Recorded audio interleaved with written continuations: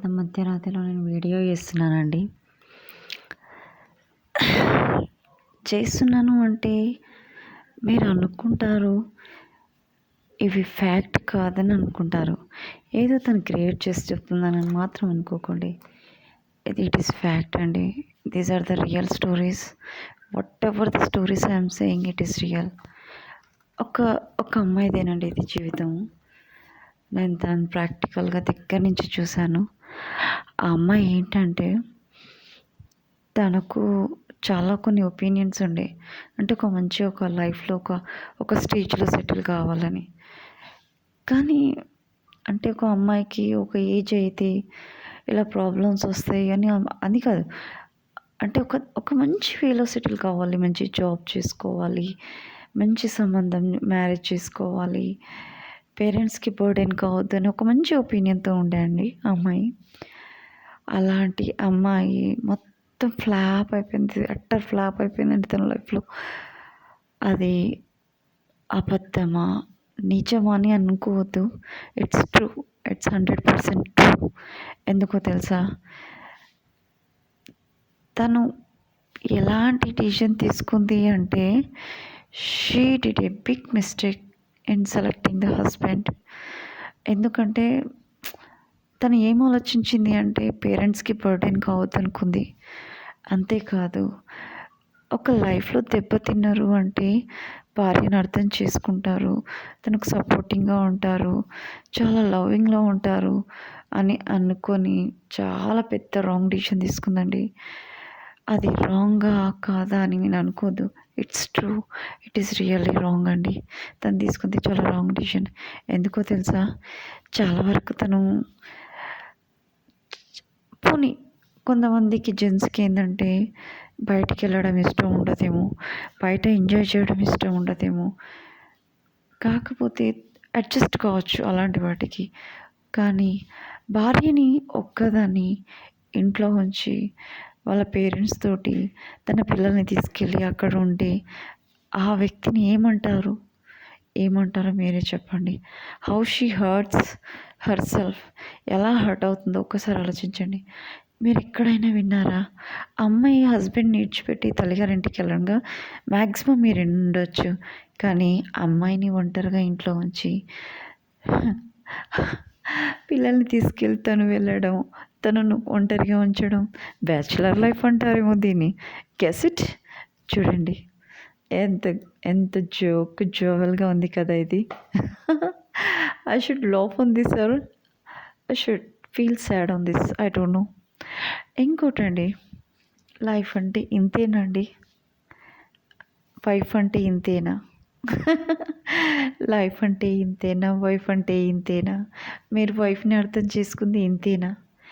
తనకు కోరికలు ఉండవా? హస్బెండ్స్కి చెప్తున్నాను, please try to understand her feelings. అలా అని మీరు లైఫ్ మొత్తం తనతోటి ఇచ్చేసుకోని కాదు. తన చిన్న చిన్న ఏమంటారు ఇంట్రెస్ట్ని, తనకున్న ఫీలింగ్స్ని అర్థం చేసుకోండి please. I'm requesting those husbands, try to understand yours wife feelings. Why don't you understand? Please, then the life will be beautiful. అర్థం చేసుకోనికి ట్రై చేయండి. వైఫ్ అంటే మీ లైఫ్లో ఎవ్రీథింగ్ అన్నట్టు. Isn't it? ఆర్ చనిపోయాక మీ ఎమ్మటి రాకపోవచ్చేమో, కానీ అక్కడి వరకు మీతోటే ఉంటుంది కదండి, మీకు సపోర్టింగ్గా ఉంటుంది. Why don't you understand?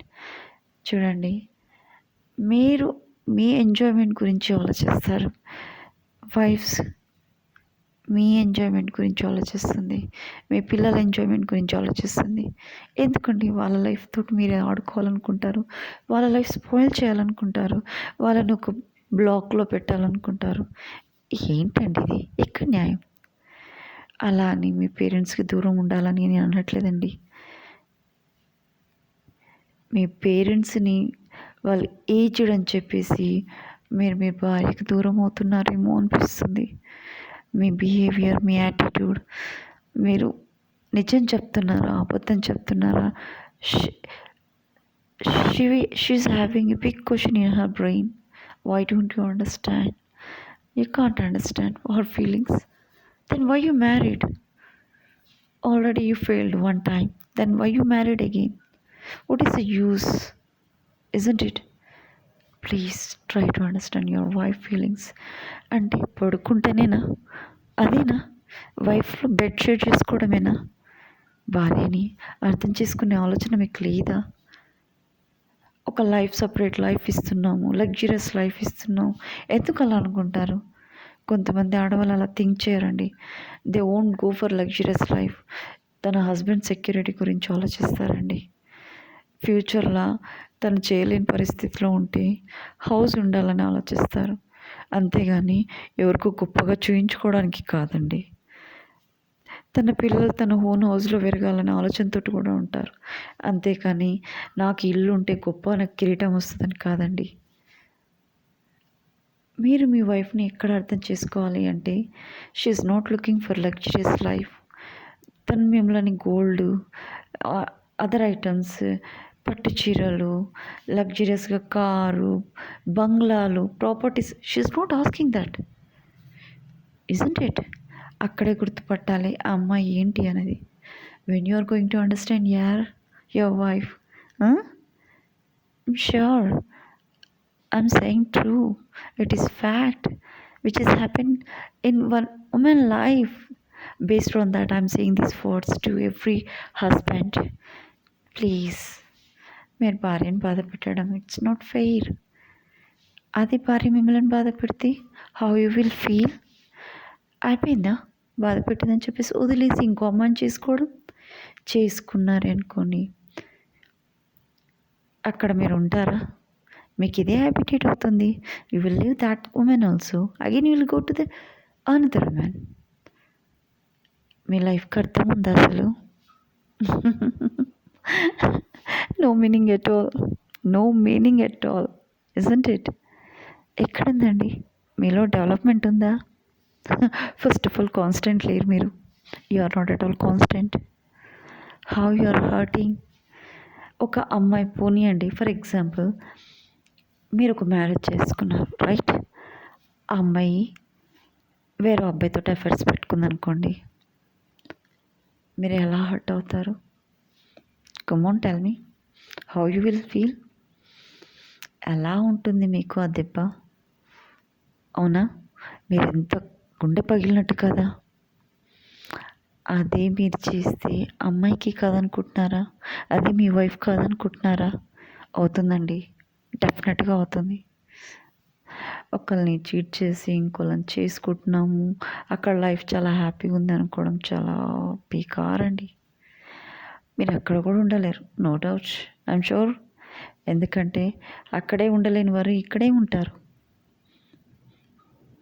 ఆ సెకండ్ కూడా బ్రేక్ చేసుకోకండి.